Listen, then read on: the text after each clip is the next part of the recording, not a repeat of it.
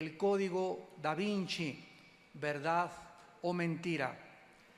Damas y caballeros, tenemos aproximadamente como 2000 años que Dios envió aquí a este mundo a su Hijo Jesucristo para dejarle sus leyes.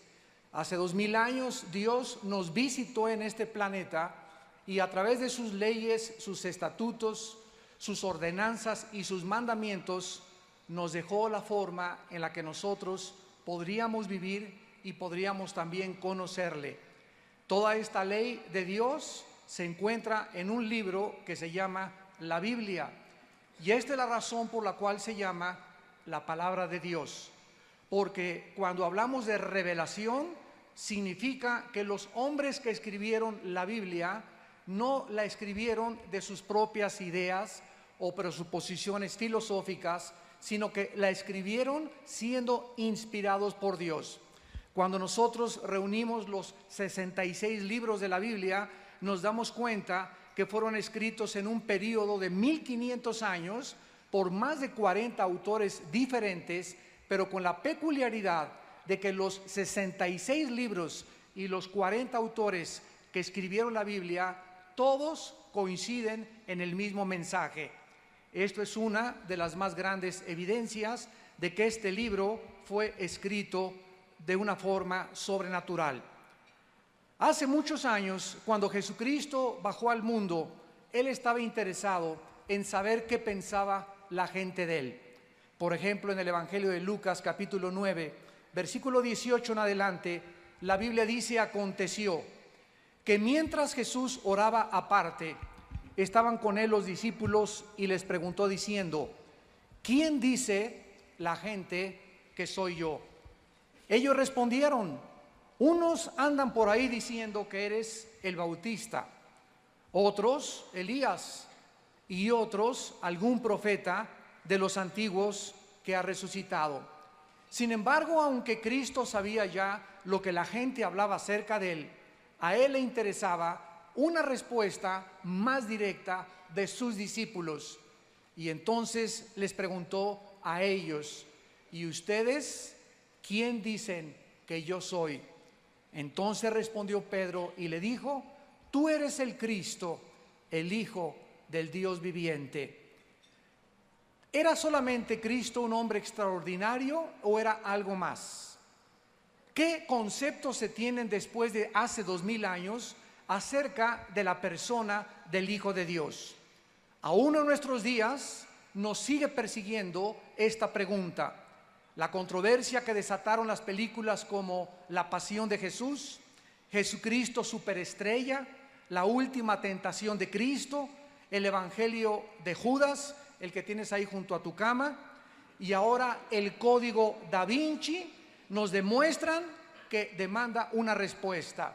Es increíble toda la cantidad de películas de Hollywood, de literatura, de autores de ciencia ficción que están invadiendo y bombardeando el mercado internacional sin que la gente pueda tener la capacidad de discernir entre lo que es verdad y lo que es ficción, entre lo que es blanco y entre lo que es negro. Y esta realidad se deriva de la ignorancia tan grande que existe en la humanidad de este libro que se llama la Biblia. La novela de Dan Brown, El Código Da Vinci, nos ofrece una respuesta diferente a todas las que habían sacado en las películas y en las demás novelas, porque Da Vinci, o el Código Da Vinci, nos presenta a Jesucristo como un hombre casado, feminista y como un simple profeta mortal. Está claro que todos tienen una opinión diferente de Jesucristo. En las primeras páginas de este libro se reconoce que la historia es ciencia ficción, pero que los hechos como fechas, documentos, figuras históricas son verdad. Y esto ha llevado a una grande confusión a la mayor parte de los lectores que no saben distinguir, repito, entre lo que es verdad y lo que es ficción. El autor, Dan Brown, cita fuentes históricas, por lo que la novela nos ofrece como una ilusión de que es real y debe formar parte de nuestra historia también moderna y asumirlo como una verdad, aún en los temas que se pueden demostrar que son fraudulentos. Vamos a dar respuesta en esta mañana, damas y caballeros, a algunas de las preguntas que siguen flotando en el medio ambiente, en los periódicos, en la televisión y en muchos lugares donde se está tratando de investigar lo que es verdad y lo que es ciencia ficción. Veamos algunas preguntas que vamos a contestar. En primer lugar, ¿es verdad que el emperador Constantino fue el que decretó que Jesucristo era Dios? En otras palabras, la deidad de Jesucristo. En segundo lugar, ¿es verdad que en el concilio de Nicea se determinó cuáles eran los libros que deberían de formar parte del Nuevo Testamento? En tercer lugar, ¿quién determinó que los libros que tenemos actualmente en la Biblia fueran incluidos y se reclamaran como inspirados por Dios? En cuarto lugar, ¿es verdad que María Magdalena tuvo relaciones sexuales con Jesucristo, se casaron y se fueron de luna de miel a Cancún? Bueno, eso ya es invento mío. Vamos a tratar de hacer un poco de historia porque es increíble la imaginación del ser humano. Dentro de los próximos meses les garantizo que va a salir el Evangelio también de Juan Diego. En el año 312 después de Cristo, un hombre llamado Constantino estaba posicionado en el puente de Milán, afuera de Roma, y estaba planeando acercarse a la ciudad de Roma y tomarla y conquistarla. Esta victoria de Constantino lo podría establecer como el próximo emperador romano. La noche anterior, Constantino estaba adorando a un dios pagano, cuando de repente, en las palabras de Eusebio de Cesarea, quien fue un historiador y el confidente particular del rey Constantino, estaba rezando cuando Constantino vio con sus ojos un símbolo de la cruz de Cristo, y con estas letras: bajo este signo vencerás. Constantino cruzó el río, ganó la batalla peleando con el símbolo de la cruz. Más tarde, él decretó lo que se conoce como el Edicto de Milán, donde se establecía que ya no se debería de perseguir a los cristianos. En otras palabras, este mensaje de la cruz de Cristo conquistó al imperio más grande de toda la historia. El imperio romano no fue conquistado con sangre, ni con espada, ni con guerras, sino con un mensaje de que ese hombre llamado Jesús de Nazaret había vencido la muerte al levantarse de la tumba a los 3 días. Existen muchas razones para ser escépticos cuando un político abraza una religión, especialmente cuando esta religión le va a ayudar al político a poder alcanzar sus ambiciones políticas. Consideremos al emperador Constantino, quien en el Código da Vinci se dice que inventó la deidad de Cristo para consolidar su poder político. También se dice que eliminó los libros del Nuevo Testamento que no estaban de acuerdo con su agenda política. En el Código da Vinci, Dan Brown dice esto: Constantino consolidó su gobierno y se ganó el derecho de establecer que los que no estaban de acuerdo con él eran herejes. Además, Constantino reúne en el concilio de Nicea en el año 325 después de Cristo y ratifica la nueva doctrina cristiana por cuestiones políticas. Además, se asegura que Constantino rechaza los evangelios que eran favorables a la feminidad divina. Vamos a ver a continuación que el centro de la discordia y del debate internacional, tanto religioso como filosófico, es el siguiente, damas y caballeros. Si Jesucristo fue un simple hombre mortal como Buda, como Mahatma Gandhi, como el Gurú, como el Dalai Lama, como Hare Krishna, como Zoroastro o como todos los líderes religiosos, o si Jesucristo verdaderamente era Dios en la carne. Esta es la más grande pregunta que todos nosotros en esta mañana, antes de salir de este lugar, tú tienes que contestar. Porque la respuesta que tú le des a esta pregunta va a determinar el destino eterno de tu alma. Si Jesucristo fue un simple mortal como tú y como yo, y como todos los grandes líderes religiosos y los falsos mesías y los falsos profetas que han levantado tantas sectas en el mundo y tantos movimientos religiosos, entonces Cristo forma parte del montón. Pero cuando venimos a la Biblia y cuando comenzamos a escuchar las declaraciones de Jesús, cuando comenzamos a analizar la Biblia y la comparamos con el Mahajanivana Sutta, con el Tripitaka de los libros de Buda y de Confucio, con el Popo, con los Vedas de los persas, con el Corán de los musulmanes, nos damos cuenta que ninguno de los libros sagrados, ninguno, damas y caballeros, señoras y señores, ningún libro sagrado tiene una comparación ni científica, ni arqueológica, ni antropológica, ni psicológica, ni genética, ni biológica, ni geográfica, ni histórica con la Biblia. Es un libro absolutamente sensacional. Y los más grandes estadistas, los más grandes pintores, escultores, artistas, políticos, nadie ha podido decir hasta este momento: yo tengo otro libro mejor que la Biblia. Esta es la razón por la cual, al contener la Biblia, las verdades absolutas del universo, tiene que convertirse, si es verdad lo que Cristo dijo, que existía un diablo y existía un ser príncipe de las tinieblas, a cuyo mandato existen millones de demonios y de criaturas invisibles espirituales tratando de atormentarnos a nosotros y de robarnos la verdad, y de que tú vayas a la tumba sin el conocimiento de la verdad, entonces nosotros haríamos bien en abrir nuestros oídos al único ser en la historia que ha dicho estas palabras: yo soy el camino, yo soy la verdad y yo soy la vida.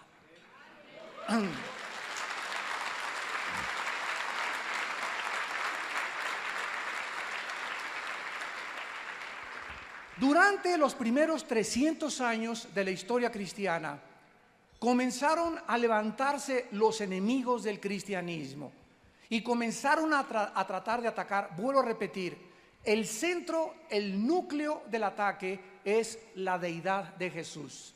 De que Jesucristo era un simple hombre común y corriente y un grande maestro de moral. Uno de los más grandes herejes en estos siglos se llamó Arriano. Y por causa de este hereje se formó lo que se conoce como el Concilio de Nicea, donde 300 obispos se reúnen en Nicea, Italia, para poder disputar, argumentar y concluir lo que se conoce como la cristología o la doctrina de Cristo. De manera unánime se considera a Arriano un hereje por negar la deidad de Jesucristo. Porque si Jesucristo no es Dios, y si Jesucristo no es verdaderamente ser lo que Él dijo, entonces es imposible que Él pudiera ser el Redentor y el Salvador de la humanidad. La Biblia en Hebreos 7:26 dice estas palabras acerca de Jesucristo: porque tal sumo sacerdote nos convenía, santo, inocente, sin mancha, apartado de los pecadores y hecho más sublime que los cielos. El escritor del libro de los Hebreos considera a Jesucristo sin mancha y totalmente diferente de todos los demás seres humanos. Pedro, en su primera carta, capítulo 2, versículo 22, dice: el cual no hizo pecado, ni se halló engaño en su boca. Si Jesucristo hubiera sido un simple mortal como tú y como yo, no podía en esa cruz abrir sus brazos, porque para que pudiera pagar por tus pecados y por mis pecados, hubiera necesitado primero pagar por los suyos propios y después pagar por los de los demás. Dios no nos podía imputar su justicia si Jesucristo no hubiera cumplido al pie de la letra los 10 mandamientos. Pero es el único ser, de acuerdo a la Biblia, que cumplió la ley de Dios. Y por causa de que Cristo cumple la ley de Dios, ahora Dios nos invita y nos lleva a la cruz. Y en esa cruz Dios en la Biblia nos dice: mi hijo cumplió lo que tú nunca hubieras podido cumplir. Mi hijo hizo lo que tú nunca hubieras podido hacer con tus peregrinaciones, con tus buenas obras. Porque si hubiera sido esto, ¿cuál es la razón de que Cristo muere en la cruz?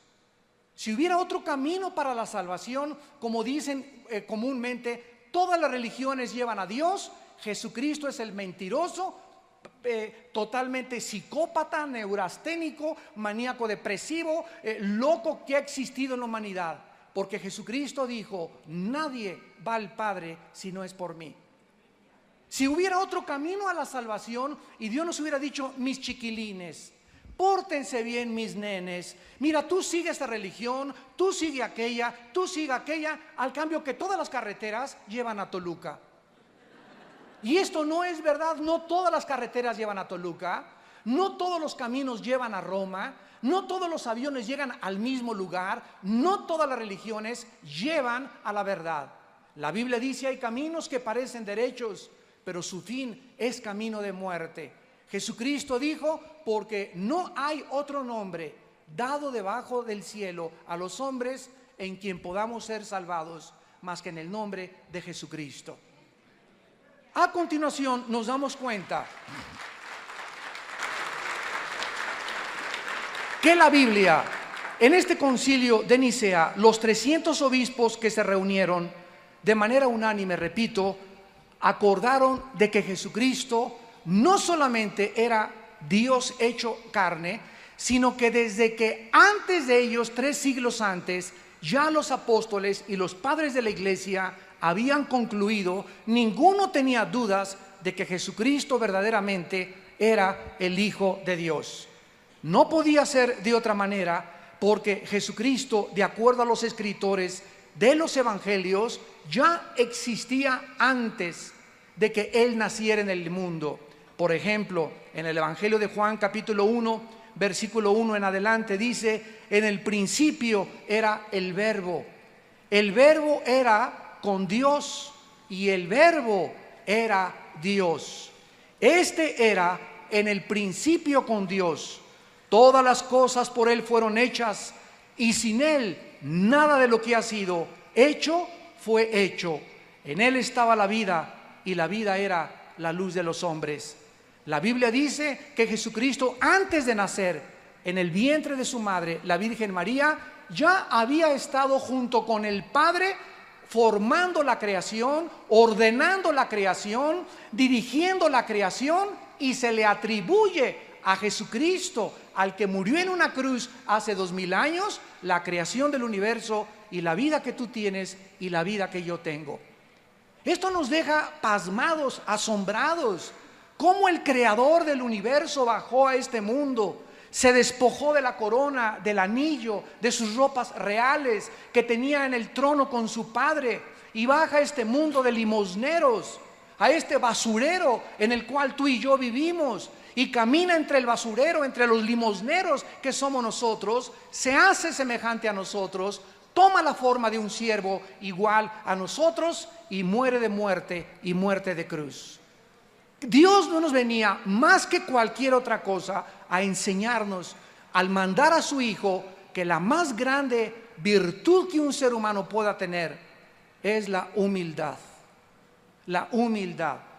Todos por naturaleza queremos: mis chilaquiles, vieja, aquí la cena, mis zapatos, chamacos, híncate, reconózcanme. Vemos que los hombres toman el poder y se enferman con el poder, se transforman con el poder, se transforman con el dinero. Le dan a alguien autoridad o una charola de policía y se le cambia la personalidad, y solo queremos agredir, queremos mostrar nuestra hostilidad, nuestra frustración, nuestra amargura. tratando a los seres humanos de convertirlos en esclavos. Siglos de esclavitud nos muestran que el ser humano demanda que se le sirva a él. Y Cristo viene a este mundo y les dice a los discípulos: yo no vengo a que ustedes me sirvan, yo vengo a servirlos a ustedes. Y por favor, siéntense que les voy a lavar los pies. Nadie puede negar ni psicológicamente que Jesucristo era un personaje patológico, o que estaba enfermo, o que tenía alguna desviación mental, porque las características de Jesús, la vida de Jesús, el control que tenía de su vida, la paz que irradiaba, la seguridad de sus palabras, la forma como vivió, los milagros que realizó, no nos dejan a nadie concluir que era un simple hombre. En el Código Da Vinci se dice que la doctrina de Cristo fue aprobada por una votación muy cerrada. Esto también es pura ficción, porque de los 300 obispos en el Concilio de Nicea, solo 5 votaron en contra. Así que 295 obispos aprobaron y coincidieron en que Jesucristo era Dios. Pero ¿realmente Constantino inventó esta deidad de Cristo? ¿Qué acaso antes de este concilio se consideraba que Jesucristo era un hombre ordinario? No existe ni un pedacito de evidencia histórica para esta barbaridad herética. La doctrina de la deidad de Jesucristo fue mantenida por la iglesia primitiva siglos antes del concilio de Nicea, como por ejemplo Policarpo de Esmirna, que fue un apóstol directo del apóstol Juan. Justino Mártir en el año 150 después de Cristo, el obispo de Lyons, Irineo, en el año 160 después de Cristo, y Tertuliano en el año 200 después de Jesucristo. No es de sorprenderse pues que el Nuevo Testamento establezca como herejes a las personas que niegan que Jesucristo vino en la carne.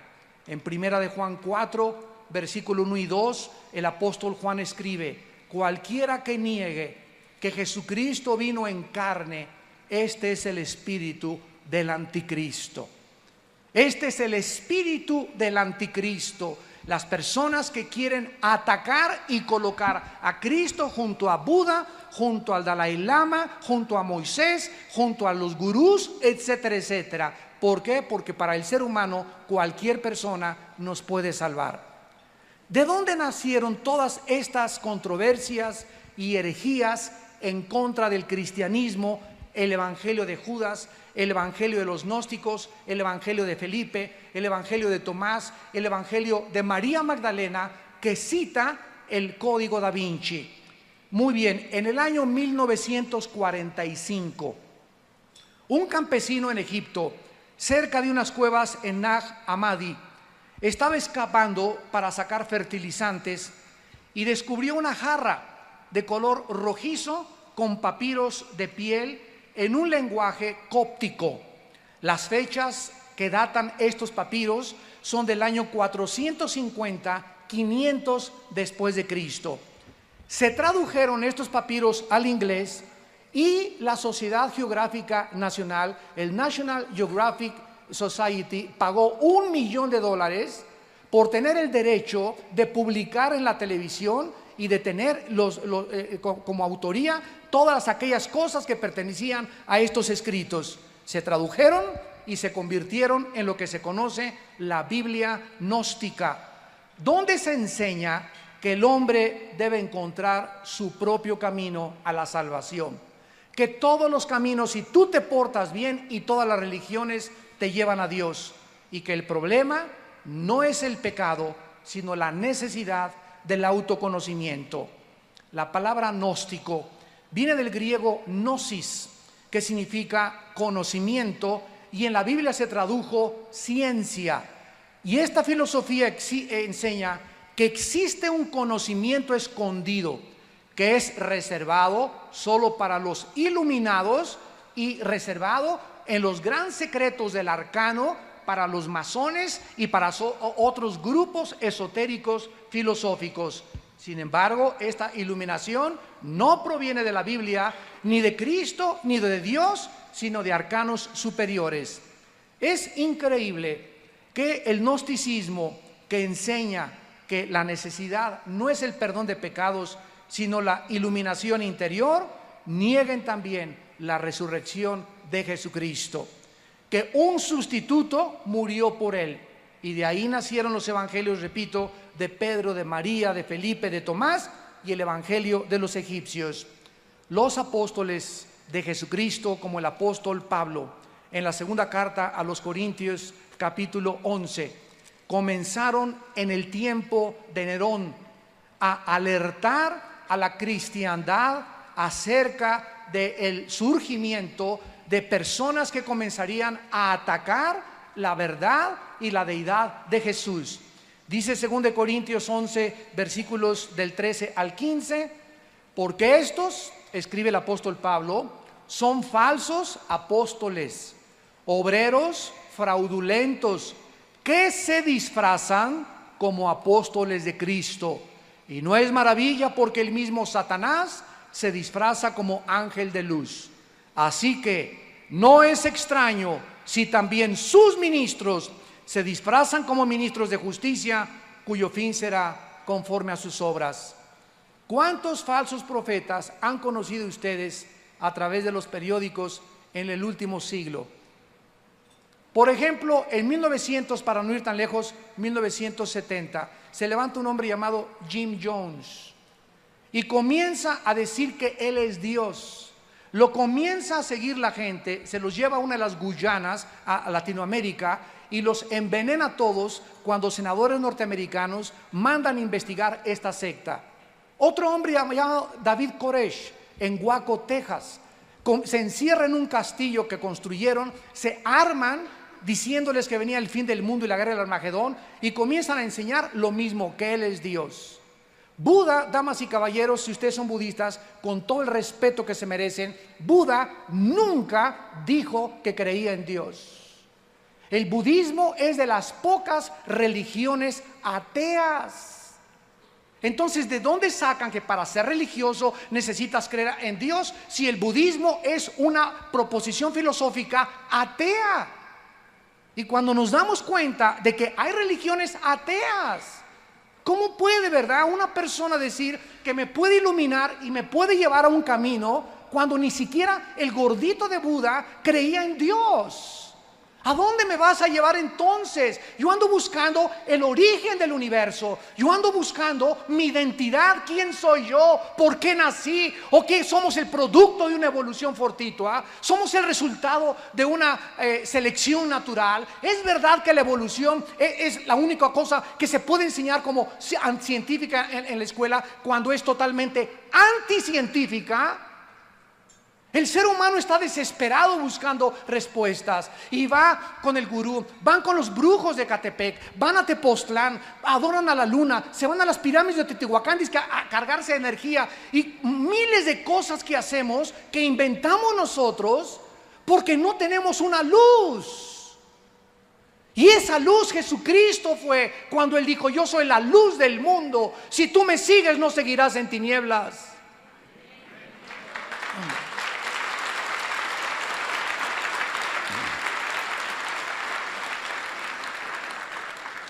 Teniendo tan cerca la verdad, damas y caballeros, estamos perdidos en un desierto de incertidumbre y de confusión. El apóstol Pablo, en la primera carta a Timoteo, capítulo 6, versículo 3 en adelante, dice estas palabras: si alguno enseña otra cosa y no se conforma a las palabras sanas, saludables de nuestro Señor Jesucristo y a la doctrina que es conforme a la piedad, está envanecido, nada sabe y delira acerca de cuestiones y contiendas de palabras, de las cuales nacen envidias, pleitos, blasfemias, malas sospechas, disputas necias de hombres corruptos de entendimiento, privados de la verdad, que toman la piedad como fuente de ganancia. Apártate de los tales. Al terminar la Biblia, en el capítulo 22 de Apocalipsis, el apóstol Juan termina la Biblia con estas palabras: yo testifico a todo aquel que oye las palabras de la profecía de este libro, si alguno añadiere a estas cosas, Dios traerá sobre él las plagas que están escritas en este libro. Y si alguno quitare de las palabras del libro de esta profecía, Dios quitará su parte del libro de la vida y de la santa ciudad y de las cosas que están escritas en este libro. ¿Podía alguien preferir la Biblia gnóstica a la Biblia inspirada por Dios? ¿Cómo es posible que el ser humano, damas y caballeros, psicólogos y sociólogos que nos acompañan, cómo pueden ustedes definir este fenómeno, este dilema religioso del ser humano, que es más fácil que el ser humano siga a Buda, siga al Dalai Lama, se hinque ante un ser humano, le rinda culto a unas pirámides, le rinda culto al sol, crea que del universo vienen los ovnis a salvarnos? ¿Cómo es posible que el ser humano pueda creer mucho más fácil todas estas cosas tan falsas de ficción y mentiras y no creerle a aquel que dijo: yo soy la resurrección y la vida? ¿Cómo es posible que la Biblia siga siendo atacada? Y los maestros, yo continuamente tengo controversias en las preparatorias, en las universidades, y siempre me encuentro que los maestros graduados con maestrías, etcétera, etcétera, me dicen: la Biblia es un libro inventado por los hombres. Y siempre les contesto: ¿ya la leyó usted? ¿En qué basa usted esa conversación? Me lo dijo mi compadre, me contesta. Y a su compadre, ¿quién se lo dijo? Y los estudiantes están en la misma situación. Y no tenemos nosotros la diligencia de venir por nosotros mismos, hincarnos algún día. Si tú en esta mañana no quieres recibir a Cristo, yo te invito a que llegues hoy en la noche a tu casa y te hinques y le digas: oh Dios, yo no estoy confundido, yo no sé realmente dónde está la bolita, pero quiero decirte algo, Dios, yo sé que me escuchas. Si tu Hijo Jesucristo es el camino, la verdad y la vida, si Él murió en esa cruz para pagar por mis pecados, Señor Jesucristo, te invito a mi vida. Y si tú entras a mi vida, Señor, y me cambias y experimento tu poder, te prometo que te voy a servir hasta el día de mi muerte.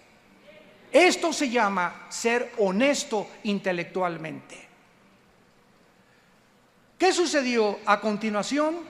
Bueno, Leonardo da Vinci, un grande pintor, hijo ilegítimo, y de acuerdo al diario de su abuelo, nació el 15 de abril de 1452 en una aldea llamada Vinci, a 32 kilómetros al oeste de Florencia.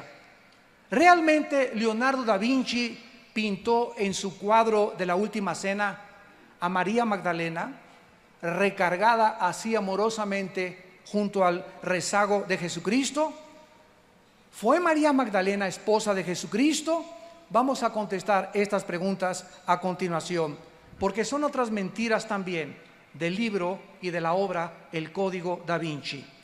Leonardo fue traído a Florencia siendo un mozo muy joven y se convirtió en un aprendiz de un pintor muy famoso. Más tarde, Leonardo comenzó a pensar que él no era apreciado en sus capacidades de pintura y apeló al duque de Milán llamado Ludovico para que le pudiera alquilar como pintor a su servicio. Ludovico lo aceptó y Leonardo pasó en Milán 20 años de su vida. En el año 1495, Ludovico, el duque de Milán, comisiona a Leonardo para que pinte el cuadro de la Última Cena para un monasterio dominico en la ciudad de Santa María de la Gracia. Pero realmente se encontraba, cuando pintó Leonardo da Vinci a María Magdalena recargada al regazo de Jesucristo. Y para nosotros saber la verdad, lo único que tenemos que saber es lo siguiente: ¿de dónde se inspiró Leonardo da Vinci para pintar el cuadro de la Última Cena? Vayamos al Evangelio de Juan, que fue el que leyó Leonardo da Vinci, y veamos de qué forma todos los evangelios, principalmente este que vamos a leer, nos describen quién se encontraba con Jesucristo en la Última Cena. Dice el Evangelio de Juan capítulo 13, versículos 21 en adelante. Habiendo dicho esto, Jesús se conmovió en espíritu y declaró y dijo: de cierto os digo que uno de vosotros me va a entregar. Entonces los discípulos se miraban unos a otros, dudando de quién hablaba. Y uno de sus discípulos, al cual Jesús amaba, estaba recostado al lado de Jesús. Y todos sabemos que este discípulo amado era el apóstol del amor, el apóstol San Juan. A este hizo señas Simón Pedro para que le preguntara quién era aquel de quien hablaba. Él entonces, recostado en el pecho de Jesús, le dijo: Señor, ¿quién es? Respondió Jesús: a quien yo diere el pan mojado, aquel es. Y mojando el pan, lo dio a Judas Iscariote, hijo de Simón. Vemos que la Biblia nos dice claramente que en la última cena no había una sola mujer. ¿Por qué? No era porque Cristo las haya excluido o las haya minimizado, todo lo contrario. Las mujeres fueron las que estuvieron con Cristo en el último día cuando Él colgaba en la cruz. Su madre, la Santa Virgen María, y María Magdalena y otras mujeres. A las primeras a quienes se les apareció fueron a mujeres también. Y la Biblia nos muestra el grande honor, el grande respeto y la grande honra que las mujeres deben de merecer de parte de nosotros los hombres. Porque cualquier hombre que me escuche, vivimos gracias a que una madre y mi madre nos trajeron a este mundo.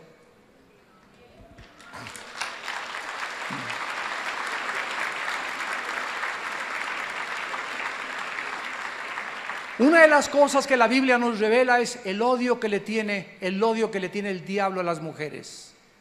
Y esta es la razón por la cual en la mayor parte de los países en el Medio Oriente, en Latinoamérica y en otras naciones, a la mujer se le veja, se le sobaja, se le margina, se le desprecia. Y el hombre, principalmente en Latinoamérica, cree que porque es nieto y descendiente de Zapata y porque su compadre fue Pancho Villa, la señora está para hacerme los frijoles y yo puedo engañarla, yo puedo tener un amante, yo puedo irme con quiera, pero ella no puede. Nosotros sí podemos, pero ellas no pueden. Además, usted está para servir y para lavarme los calcetines y para darme de comer. Y comenzamos a creer que somos superiores a las mujeres, y estamos viviendo una época como la de los talibanes allá en Afganistán, donde las ponían en una plaza de toros como plaza de toros, y las vejaban, les cortaban con navajas Gillette los labios y la lengua porque se habían descubierto la cabeza, porque las encontraron trabajando, porque no estaban vestidas de arriba hasta abajo, porque no traían las burcas completamente cubriéndoles sus rostros. Y esto ya tiene que detenerse. En las iglesias, en las naciones, tenemos que entender que mientras la mujer no se le asigne el papel que Jesucristo les dio, los hombres seremos maldecidos. Porque la grandeza de una nación está en los matrimonios. Y cuando una familia se desmorona, el ser humano pierde la visión. Y atribuimos el problema a los pobres. No, si nosotros levantamos a los pobres y a los ricos los bajamos, esto es la raíz del comunismo. Marx se equivocó con eso, señores filósofos y políticos. No es la solución bajar a la clase alta y a la burguesía y al proletariado que suba. Cuando el proletariado sube, hacen lo mismo que hicieron antes. Y tenemos el ejemplo de Cuba, tenemos el ejemplo de Rusia, donde no funcionó. ¿Por qué? Porque el problema no es el comunismo, la clase sociales, la clase trabajadora, la pobreza. El problema somos nosotros y las familias. Los grandes imperios de la historia, damas y caballeros, no cayeron porque tuvieron una educación defectuosa, una política económica defectuosa, o porque las clases capitalistas comenzaron a gobernar a las clases inferiores. No es ese el problema. Sucumbieron por la inmoralidad. Egipto, los sumerios, los babilonios, los medos persas, los griegos, los romanos. Estados Unidos, Sodoma y Gomorra. Europa, Sodoma y Gomorra. Vemos en México desfiles ahora actualmente de gays y movimientos lésbicos demandando derechos. ¿Por qué tienes derechos cuando sales encuerado a la calle? Tú estás afectando a mis hijos y mi familia al salir encuerado y protestar en la calle. ¿Quién eres para violentar mis terceros derechos que yo tengo como ciudadano al demandar tus derechos de un estilo libre sexual? Pero ya no sabemos cómo contestar. Estamos en Sodoma y Gomorra y los seres humanos estamos completamente relajados, creyendo que una libertad democrática se puede hacer lo que se nos da la gana. Esto se llama anarquía y degeneración y depravación moral. Y por esto, dice la Biblia, vienen los juicios de Dios sobre México y el mundo entero.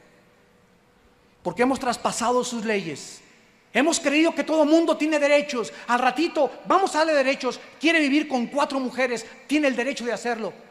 Tiene el derecho de vivir con 5 hombres, vamos a darle el derecho de hacerlo. Quiere vivir con una mujer con mujer y adoptar un niño. Cuando se destruye el fundamento de la familia, que es el diseño de Dios para la sobrevivencia de una sociedad, hemos llegado a Sodoma y Gomorra. Porque las familias forman las grandes naciones y las naciones están formadas por familias. Y lo que hace una familia, lo que integra una familia es la moral cristiana. Y cuando abandonamos eso, no tenemos ningún destino a donde dirigirnos más que al barranco y al naufragio total de nuestra sociedad. Leonardo da Vinci se inspira en la Biblia y lo que dice el Código da Vinci es absolutamente falso. ¿Quién era María? Dice la Biblia que María, en el capítulo 20 de Juan, fue una mujer y la primer testigo de su resurrección. Juan capítulo 20. Y dice la Biblia que no solamente fue el primer testigo de su resurrección, sino que María también fue la primera que dio testimonio que Jesús había resucitado.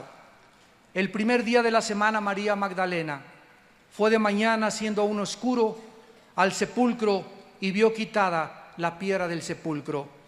Corrió y fue a Simón Pedro y al otro discípulo, al que amaba Jesús, y le dijo: se han llevado del sepulcro al Señor y no sabemos dónde le han puesto.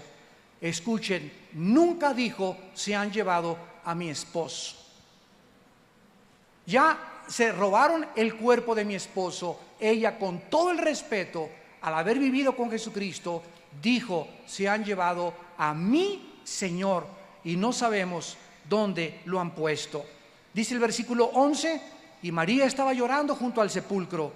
Mientras lloraba, se inclinó para mirar dentro del sepulcro y vio a 2 ángeles con vestiduras blancas que estaban sentados a uno y otro lado, a la cabecera y el otro a los pies donde el cuerpo de Jesús había sido puesto. Y le dijeron los ángeles: mujer, ¿por qué lloras? Les dijo: porque se han llevado a mi Señor. No dijo: se llevaron a mi esposo y no sé dónde le han puesto. Cuando había dicho esto, se volvió y vio a Jesús, que estaba allí, mas no sabía que era Jesús. Jesús le dijo: mujer. No le dijo: esposita. Mujer, ¿por qué lloras? ¿A quién buscas? Ella, pensando que era un hortelano, le dijo: Señor, si tú lo has llevado, dime dónde has puesto y yo lo llevaré. Jesús le dijo: María. Volviéndose ella le dijo: Raboni, que quiere decir maestro. Ella no le dijo: esposito mío, nos volvemos a juntar otra vez. Damas y caballeros, pudo haberse casado Jesucristo.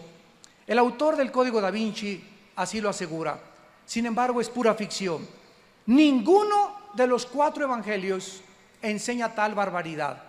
Y si hubiera ocurrido, lo hubieran mencionado. La Biblia enseña que Jesús no se casó con nadie. Escuchen con mucho cuidado. No porque el matrimonio sea algo sucio o deshonroso. Porque en Hebreos 13, versículo 4, la Biblia dice: honroso sea el matrimonio sin mancilla. A los adúlteros y a los fornicarios Dios los juzgará. Jesús bajó del cielo para morir en una cruz. No se casó porque simplemente no fue esa su misión. Él no bajó del cielo a formar un hogar ni una familia. Él vino a morir en una cruz.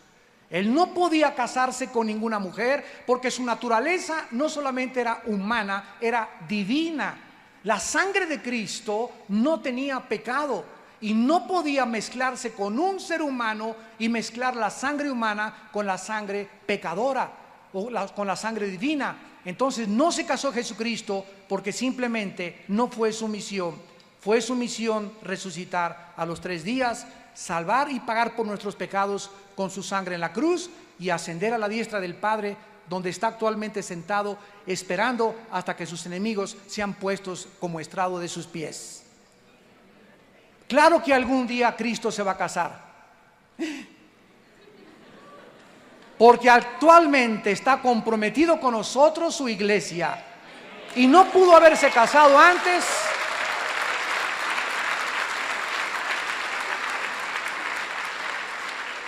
Cristo no pudo haberse casado antes sabiendo que su matrimonio va a ser en el cielo. Dice Apocalipsis capítulo 19, versículos del 5 al 9. Y salió del trono una voz que decía: alaben a nuestro Dios todos sus siervos y los que le temen, pequeños y grandes. Y oí la voz como una gran multitud, como el estruendo de muchas aguas, como la voz de grandes truenos que decía: aleluya, porque el Señor nuestro, Dios Todopoderoso, reina. Gocémonos y alegrémonos y démosle gloria, porque han llegado las bodas del Cordero. Y su esposa se ha preparado, y a ella se le ha concedido que se vista de lino fino, limpio y resplandeciente, porque el lino fino es las acciones justas de los santos. Y el ángel me dijo: bienaventurados los que son llamados a la cena de las bodas del Cordero. Y me dijo: estas palabras son fieles y verdaderas.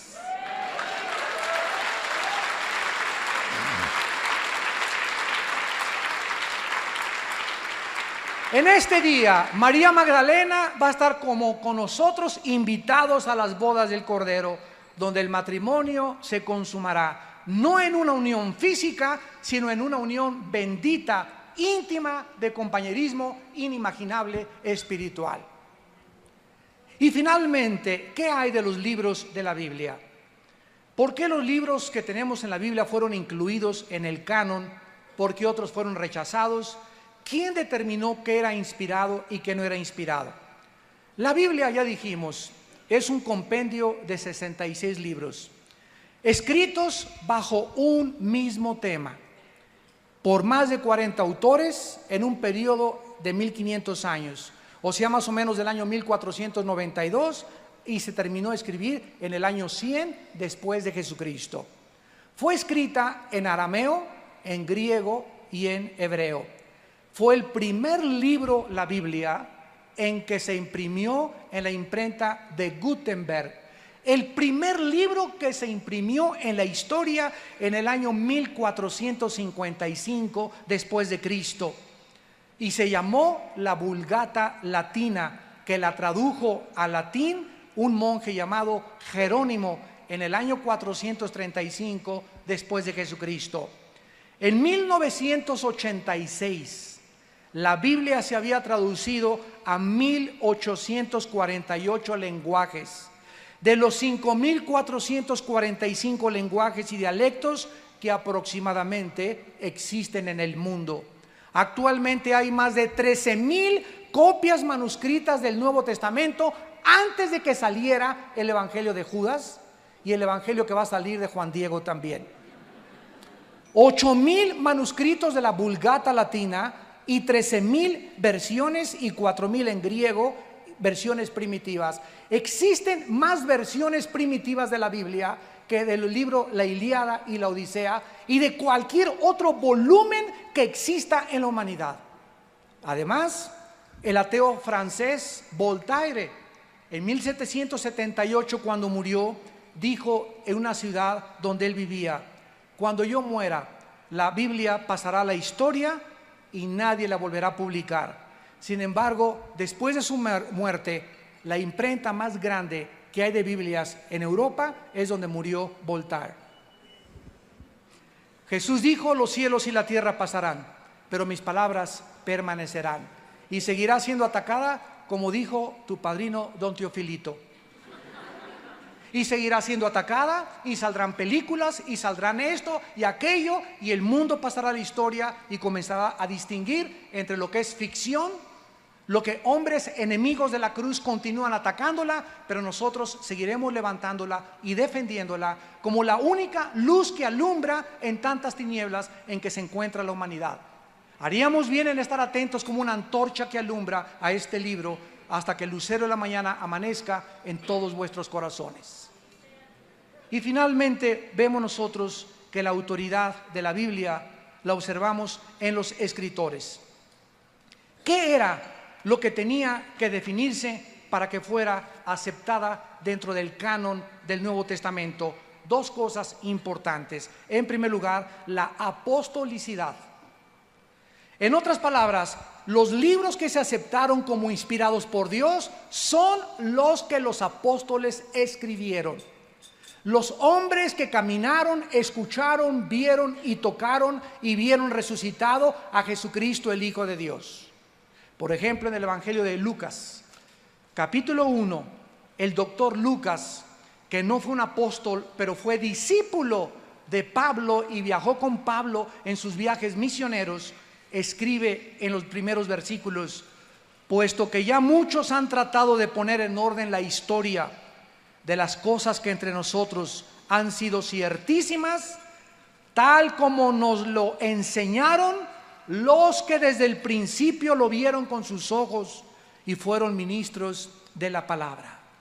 Así que para que un libro pudiera ser aceptado como el canon, forzosamente tenía que haber sido autenticado, totalmente verificado por los apóstoles que siguieron a Jesucristo. Y en segundo lugar, la conformidad a las doctrinas de Jesucristo. Esto significa que cualquier libro que saliera que no estuviera de acuerdo con lo que los apóstoles Pedro, Juan, Santiago, Pablo, etcétera, etcétera, habían escrito, no se podía considerar como inspirado por Dios.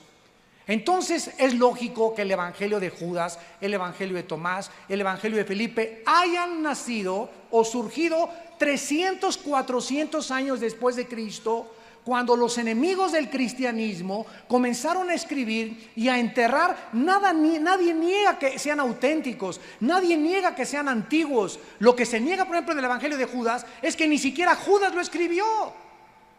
Ahí está el Evangelio de Judas y no aparece ningún versículo donde diga: yo, Judas, dije esto. Alguien enemigo de Cristo escribió este evangelio y comenzó a decir que que Judas no era el traidor, que se puso de acuerdo con Jesucristo y que comió chorizo en Toluca. Es increíble la imaginación humana. Y estamos en un momento, damas y caballeros, donde si tú no te afianzas a la verdad y si tú no tienes fundamentos morales firmes en tu vida y en tu familia, te va a llevar la corriente. Y vas a acabar creyendo en cualquier cosa.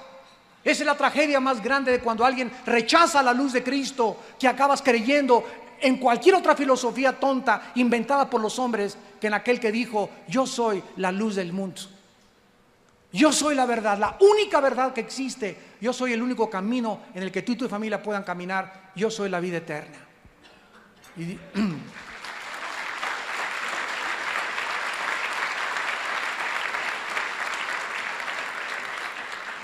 Yo los invito en esta mañana no a una religión. Yo los invito a todos ustedes en esta mañana a que vengan a una cruz, a la cruz de Jesús. Que vengas con tu familia, que vengas tú particularmente. Tú me puedes decir: es que usted no sabe, mire, ahorita yo estoy en la política y si no estoy en la política no voy a poder robar. Y si no robo no voy a poder tener ese departamento y esa casa y yo quiero éxito y quiero poder. ¿Sabes una cosa? Las palabras de Jesucristo son en este momento muy relevantes. ¿De qué te sirve ganar el mundo si pierdes tu alma? Tú no sabes que en cualquier momento, tal vez saliendo de este lugar, caigas ahí en las escaleras con un ataque cardíaco, una embolia cerebral, y todos tus sueños, todas tus ilusiones, todas tus esperanzas de llegar a hacer esto y quiero aquello, y ahorita mi compadre va a ser el presidente y tenemos esperanza de esto y el otro. En cualquier momento la burbuja de jabón es rota por la muerte. porque está establecido que todos muramos una sola vez y después el juicio. ¿Y de qué te sirve haber entregado y dedicado tu vida a valores tan falsos cuando lo más importante es el alma y el destino de tu familia? Dios no niega que tú puedas ser político o empresario. Gloria a Dios por todas las personas, y necesitamos hoy más que nunca integridad en nuestro mundo político. La corrupción está denigrando totalmente a nuestra nación. ¿Cómo podemos levantar esto? No con mejores escuelas. Necesitamos predicar el mensaje de la gracia de Dios.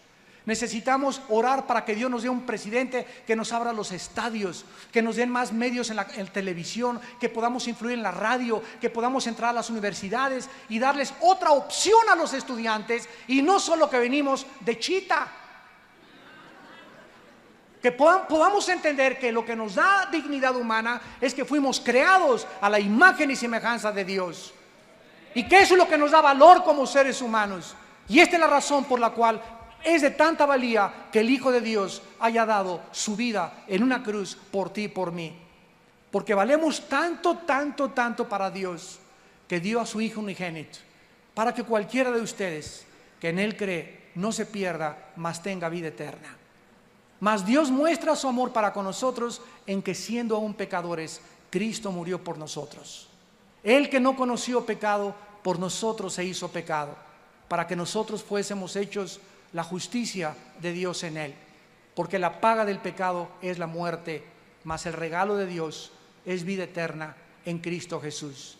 ¿No quisieras tú en esta mañana que Dios ha preparado tu corazón, que estás sensible a la voz del Espíritu Santo, venir a Jesús y decirle lo que yo le dije hace 30 años? Hace 30 años yo estaba formando parte del Partido Comunista Mexicano.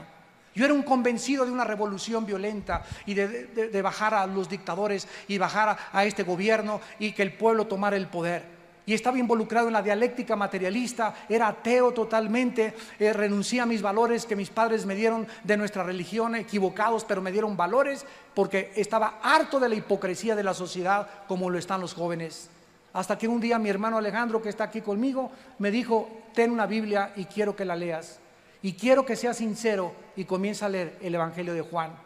Y cuando llegué a Juan 14, mi vida estaba deshecha, vacío. Yo, revolucionario, el 68, Tlatelolco, levantémonos, por aquí, por allá, nos golpearon, nos llevaron a la cárcel por nuestras ideologías, etcétera, etcétera. Leí Juan que decía: yo soy el camino, la verdad y la vida. Y en ese momento vino a mí la foto del Che Guevara que tenía arriba de mi cama. Un póster gigantesco, Fidel Castro, Nikolai Lenin, Adolfo Hitler, la signa suástica y todas las mentiras y el veneno de estos líderes demoníacos que han hecho con la humanidad. Y yo dije: ni el Che Guevara, ni Hitler, ni nadie ha hablado como ha hablado Jesucristo. Y caí de rodillas hace 30 años y le dije: Señor y mi Dios, yo te necesito. Mi vida es una confusión, mi vida es una tormenta, estoy totalmente desviado de mis pensamientos. Si tú eres el Hijo de Dios, entra a mi vida. Y si tú entras a mi vida y yo leo la Biblia y me convenzo que tú vives y que resucitaste de los muertos, no quiero saber nada de ninguna otra cosa más que servirte hasta el día de mi muerte. Y Jesucristo lo hizo. Y Dios me levantó para predicar su palabra y decirles a ustedes: lo mismo lo quiere hacer con tu vida. Y quiere transformar radicalmente tu vida, tu matrimonio y la vida de tu familia. Pero tú tienes que darle esta oportunidad, no a una religión, sino a Jesucristo, el Hijo de Dios. Y lo puedes hacer en este momento diciéndole estas palabras: te pido que inclines tu cabeza. Ahí desde tu lugar, con tu rostro inclinado, con toda la honestidad e integridad de tu alma, ya no luches contra Dios. Vengo a anunciarte a un hombre, no a un sistema, no dogmas, no reglas. Vengo a anunciarte a un hombre que se llama Jesús, que dio su vida por ti en una cruz y que tú no le conoces. Y Él anhela que tú le conozcas y comiences a caminar en sus caminos con el poder que Él te quiere dar a través de su Espíritu Santo. Y ahí en tu lugar, ustedes que nos ven también por la televisión, si tú quieres invitarle a tu vida por primera vez, dile estas palabras: Señor mío y Dios mío, te doy gracias en esta mañana por iluminar mi entendimiento y mostrarme que voy por un camino que conduce a la muerte. He vivido una vida equivocada porque no te conocía. He sido ignorante de quién eres tú, Jesús. Yo pensaba que eras uno más de los grandes líderes y profetas religiosos. Esta mañana comprendo que tú eres mucho más que eso. Tú eres verdaderamente el Cristo, el Hijo del Dios viviente. Te pido perdón por mis pecados. Me arrepiento de mi vida, porque creo que en esa cruz, con tu sangre, pagaste por mis pecados. Y ahora te pido, Hijo de Dios, que entres a mi vida como mi Señor y mi Salvador. Manifiéstate, Señor, en mi vida. Anhelo conocerte y entregarte todo lo que tengo. Ya no quiero saber nada más que seguirte y vivir para ti. Te pido por mi familia, te pido por mi matrimonio. Bendice a nuestros hijos o mi futuro matrimonio y dame sabiduría para escoger esposa algún día. Dame sabiduría para escoger esposo, los que vamos a formar la nueva familia. Y te pido que nunca me dejes ni me desampares, tal como me lo has prometido, porque te lo pido en el nombre de Jesús. Amén.